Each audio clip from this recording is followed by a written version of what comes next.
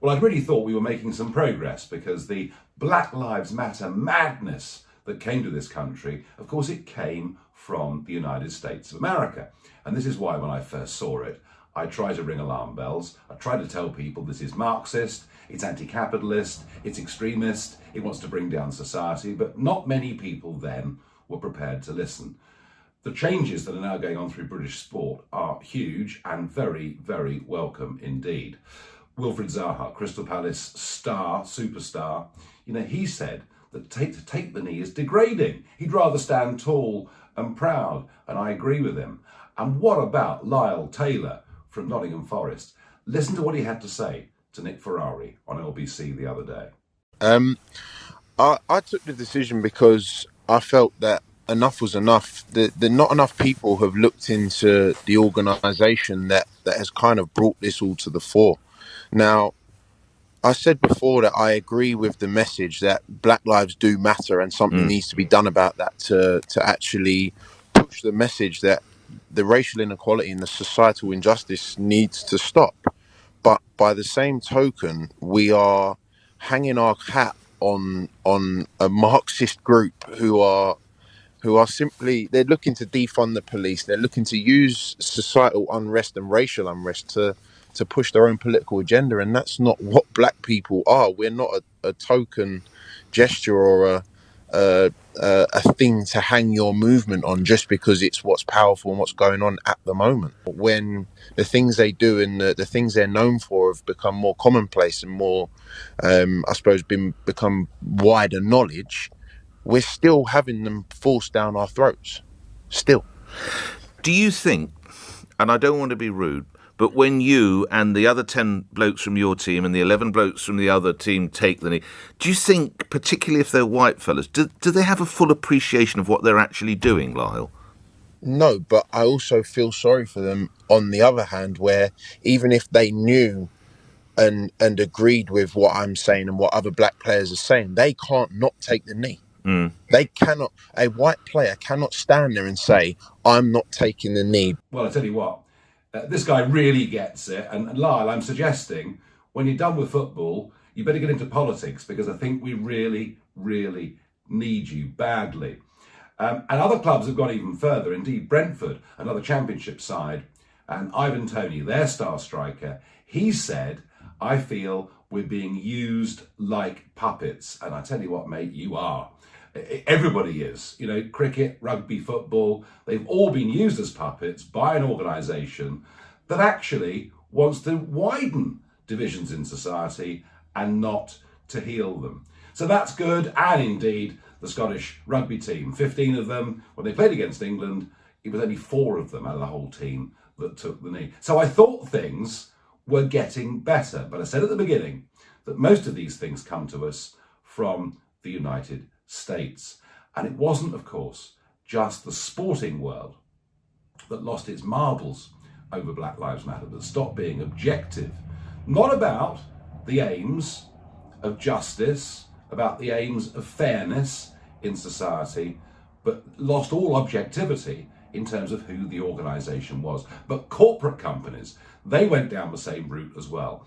And of course, you've heard over the course of the last year unconscious bias training that, companies train people because somehow, somewhere, you must be biased, you must be prejudiced, and we're going to put you through this course because we want you to feel very guilty about who you are, what your country is, and what the past represents.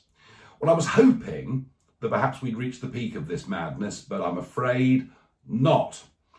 Because this week we learn that Coca-Cola, that venerated US institution, and I know Coca-Cola a little bit, they're headquartered in Atlanta, and in 2017, I went to their HQ as a guest of theirs.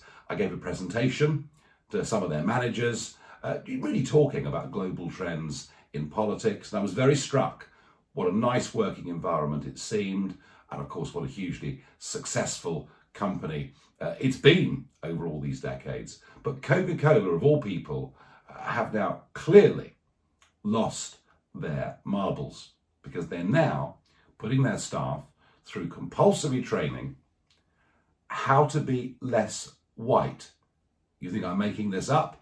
Have a look at this on the screen. So to be less white means you'll be less arrogant, less ignorant. I mean, the list goes on. Try to be less white. And the inference here is clear, isn't it? That white is bad. White means supremacist. White means you look down your noses at everybody else. White means you are guilty. And this is what Coca-Cola is foisting upon their employees in the USA. I do hope this is something that doesn't cross the Atlantic. But until we have more people, far more people in British politics and British media unafraid to stand up and tell the truth, unafraid of the extreme left screaming racist at them, even though they know themselves that that would not be true. Until we do this, I fear we continue down this route. And what is telling white people they are guilty and bad? What is that doing?